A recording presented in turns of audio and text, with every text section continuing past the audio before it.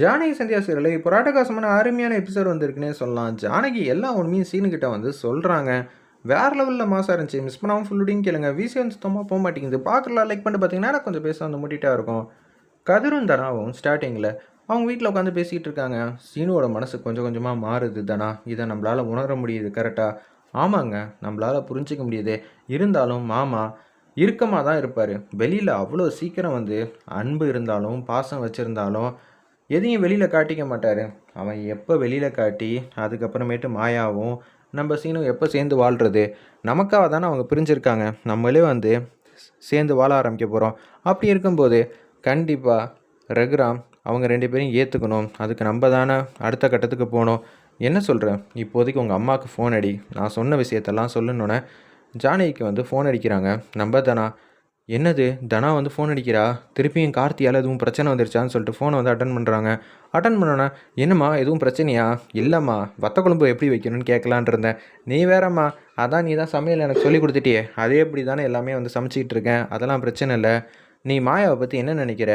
உன் கடமையெல்லாம் செய்ய தவறிட்டியே அப்படின்னு சொல்லும்போது என்னதை நான் சொல்கிறேன், எனக்கு ஒன்றும் புரியலையே. மாயாவை நான் மறந்துட்டேனா? என்ன சொல்லிகிட்டு இருக்க? எதுவாக இருந்தாலும் டேரெக்டாக சொல்லுமா. சீனு மாமாவையும் மாயா அக்காவையும் சேர்த்து வைக்கணுமா வேணாமா? ஆமாம், சேர்த்து வைக்கணும். அவங்க 2 பேரும் நம்ம வீட்டில் தானே இருக்காங்க. வீட்டில் இருந்தால் மட்டும் போதுமா? அவங்க 2 பேரும் சேர்ந்து வாழ வேணாமா? நீ என்னம்மா நினச்சிக்கிட்டு இருக்க? உன் பொண்ணோட வாழ்க்கையை மட்டும்தான் பார்ப்பியா? என்னதானா புரியாமலாம் பேசிகிட்டு இருக்க? நீ தாம்மா அவங்க 2 பேரையும் எல்லா உண்மையும் சொல்லி புரிய வைக்கணும். சீனு மாமா கிட்ட சத்தியம் வாங்கிட்டு எல்லாத்தையும் வந்து சொல்லிவிடு. இதை விட்டால் வேறு சந்தர்ப்பம் கிடைக்காது அப்படின்னு சொல்லிகிட்டு இருக்காங்க. சரி தானா, நீ சொல்லிட்டல்ல, எனக்கு இவ்வளோ நாளாக இது தோணாமல் போயிடுச்சு பாரு. 2 வாரத்துக்கு மேலே ஆச்சு நீங்கள் வீட்டை விட்டு போய். நீங்கள் 2 பேரும் ஒத்துமையாக இருக்கீங்க. அதே நேரத்தில் கல்யாணம் ஆன சீனுவும் நம்ம மாயாவுக்கும் இவ்வளோ பிரச்சனை வந்திருக்கக்கூடாது. என் வாழ்க்கையினால தான்மா அக்காவோட வாழ்க்கையில் மிகப்பெரிய விஷயம்லாம் நடந்திருக்கு. அப்படி இருக்கும்போது என் வாழ்க்கை சரியாயிடுச்சுன்னா அக்காவோட வாழ்க்கையும் சரி பண்ணுறது உன்னோட கடமை, பார்த்துக்கன்னு சொல்லிட்டு தனா வந்து பேசிகிட்டு இருக்காங்க. தனா, நீ தனி கொடுத்துரும் போயிருக்க, என்னால் நம்பவே முடியல. இது எல்லாத்துக்கும் காரணம் ரகுராம் தான். ஆனால் நீ இவ்வளோ மெச்சூரிட்டியாக பேசுவேன்னு நான் எதிரே பார்க்கலங்கிற மாதிரி சந்தோஷமாக வந்து சொல்லிகிட்டு இருக்காங்க. அந்த இடத்துல சரிம்மா, வாய் வார்த்தை மட்டும் இல்லாமல் அவங்க முகத்துலேயும் நான் அந்த சந்தோஷத்தை பார்க்கணும். சொல்லிடுமா சீனு மாமாட்ட, எதை பற்றியும் மறைக்க வேணாம் அப்படின்னு சொல்கிறாங்க. எல்லா உண்மையும் தெரிஞ்சாலும் பிரச்சனை இல்லை. நிச்சயம் சீனு மாமாவும் மாயாவும் சேர்த்து வைக்க வேண்டியது உன்னோட பொறுப்புன்னு சொல்லிட்டு ஃபோனை வச்சிடுறாங்க. பார்த்துக்க தனா எவ்வளோ புத்திசாலித்தனமான பொண்ணாக இருக்கா. தான் வாழ்க்கையை சரி செஞ்ச மாதிரி அக்கா வாழ்க்கையும் சரி செய்யணும்னு யோசிச்சு சொல்கிறா. நம்ம ஏன் இதை யோசிக்க தவறிட்டோம்? சீனு எங்கேப்பா போகிற? கடைக்கா? ஆமாம் அத்தை, கடனை உடனே வாங்கி வேற எல்லாத்தையும் சரி செய்ய வேண்டியிருக்கு. நான் உன்கிட்ட ஒரு முக்கியமான விஷயம்லாம் பேசணும். ஒரு 10 நிமிஷம் ஃப்ரீயாக இருக்கியா? நீ எதுக்காக மாயாவை தள்ளி வைக்கிறேன்னு தெரிஞ்சுக்கலாமா அப்படின்னு சொல்லி டேரெக்டாக வந்து விஷயத்துக்கு வராங்க. அத்தை, இதை பற்றி பேசணுன்னா வேணாமே. நான் மாயாவை லவ் பண்ணி தான் கல்யாணம் பண்ணேன். கல்யாணம் பண்ணால் மாயாவை மட்டும்தான் கல்யாணம் பண்ணுவேன்னு ஒத்த காலில் நின்னேன். அப்புறம் என்னப்பா, நீ எதுக்காக மாயாவை வேணான்னு சொல்கிற? அந்த காரணத்தை மட்டும் சொல்லு. வேறு எதுக்காக? தனாக்காவை தான். தனாக்கு என்னாச்சு சொல்லு. தனாவும் கார்த்தியும் தானே லவ் பண்ணாங்க. கடைசியில் இது மாதிரிலாம் ஆச்சு அப்படின்னு சொன்னேன். என்ன சொன்னேன்? தனாவும் கார்த்தியும் இல்லைத்த, சாரியத்த, நான் அதோ உளறிட்டேன். தனாவும் கார்த்தியும் விரும்பினாங்க. இது உங்களுக்கு தெரியுமா? உனக்கு அவ்வளோதானே தெரியும், எனக்கு அதுக்கு மேலேயும் தெரியும் அப்படின்னு சொல்லிட்டு எல்லா விஷயத்தையும் சொல்ல வராங்க. எனக்கு ஒரு சத்தியம் பண்ணிதா, இந்த விஷயம் எக்காரணம் கொண்டும் யார்ட்டையும் சொல்லக்கூடாது. என்ன சொல்கிறீங்க அத்தை? அப்படி என்ன சொல்ல போகிறீங்க? இப்போ நீ தேவையில்லாமல் வளரணும் பற்றியா? தனாவும் கார்த்தியும் லவ் பண்ணாங்கன்னு இது மாதிரி நான் சொல்லக்கூடிய விஷயத்த நீ முன்கூட்டியே யார்ட்டையும் சொல்லிட்டேன்னா என்ன பண்ணுறது? நீ வேணும்னு சொல்ல மாட்ட, கள்ளங்கப்படம் இல்லாமல் நீ மட்டும் பேச்சு வாக்கில் வந்து சொல்லிட்டேன்னா மிகப்பெரிய பிரச்சனையாயிடும். அதுக்காக தான் மாயா யாருக்கும் தெரியக்கூடாதுன்னு சொல்லிட்டு தனா கூட தெரியாமல் இத்தனை நாளாக சில பல உண்மையெல்லாம் மூடி மறைச்சிருந்தா.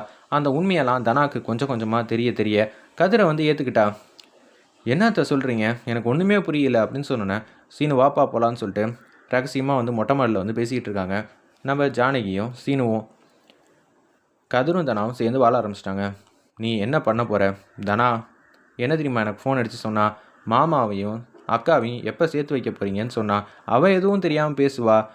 கதிர் ரொம்ப நல்லவன் தான், நான் இல்லைன்னு சொல்ல. ஆனால் தனாவோட விருப்பத்தை மீறி தானே அவன் தாலி கட்டினா. உனக்கு இவ்வளோ தானாப்பா தெரியும்னு சொல்லி கொஞ்சம் கொஞ்சமாக வந்து ஒவ்வொரு முடிச்சா வந்து அவுத்து விட்றாங்க. கார்த்தி இன்னமும் இருக்கான் தெரியுமா? என்னது கார்த்தி இருக்கானா அப்படின்னு சொல்லி கேட்குறாங்க. அந்த இடத்துல நம்ம சீனோ இவ்வளோ தானே தெரியும், கார்த்தி எவ்வளோ பெரிய வில்லன்னு நான் இப்போ சொல்கிறேன்னு சொல்லி நம்ம குடும்பத்தையே பழி வாங்கணும் தான் புவனேஸ்வரியோட போட்ட திட்டம். அதுவும் கல்யாணம் ஆகி 2 நாளில் அவளை வீட்டுக்கு அனுப்பிச்சி வைக்கணும் தான் திட்டம் போட்டிருக்கான். அது மட்டும் இல்லாமல் கார்த்தியால் ஏகப்பட்ட பேர் வந்து ஏமாந்துருக்காங்க.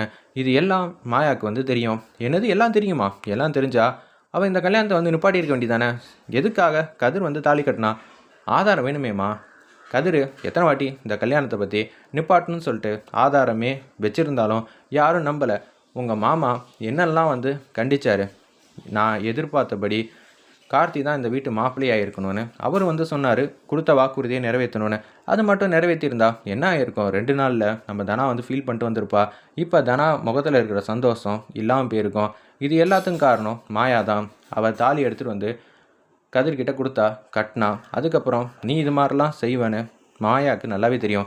அதுக்கப்புறமேட்டுக்கு புரிய வச்சுக்கலாம் சீனு எங்கே போகிறான் அப்படின்னு தான் யோசிச்சுட்டு இருந்தா நம்ம மாயா. என்னத்த சொல்கிறீங்க? எனக்கு தெரியாமல் ஏகப்பட்ட விஷயம் நடந்திருக்கு போல்.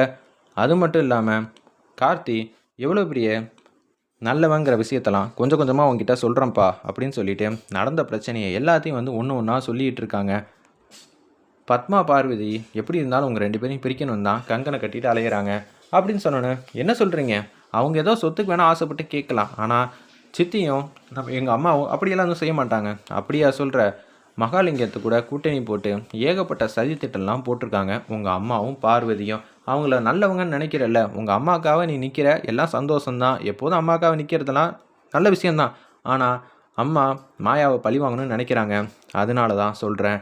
அம்மாவை விட்டு கொடுன்னு நான் சொல்லவே இல்லை. ஆனால் மாயாவை யாருக்காகவும் விட்டு கொடுக்கக்கூடாது. அதுக்காக தான் சொல்கிறேன். நீ கூட சொல்லுவேன் தனாவோட வாழ்க்கை நல்லபடியாக இருக்குது. ஆனால் ரகுராம் வந்து அசிங்கப்பட்டதாக தானே போச்சு. 1 மாதம் 2 மாதம் கழிச்சதுக்கு அப்புறமேட்டுக்கு தனாவையும் கதினையும் ஏற்றுக்கிட்டாங்கன்னா ஆயுசுக்கும் அவர் நிம்மதியாக சந்தோஷமாக தான் இருப்பார். ஆனால் அவர் சொன்ன வாக்குறுதியை நிறைவேற்றிட்டு கடைசியில் காலகாலத்துக்கும் கஷ்டப்படுறத விட 1 மாதம் 2 மாதம் கஷ்டப்படுறதுல எந்த விதமான கஷ்டமும் கிடையாதுப்பா. அது சந்தோஷம்தான் அப்படின்னு சொல்லி சூப்பராக வந்து பேசுகிறாங்க. சீனு வந்து சந்தோஷப்பட்டு சிரிக்கிறாங்க மாயாவை நினச்சி.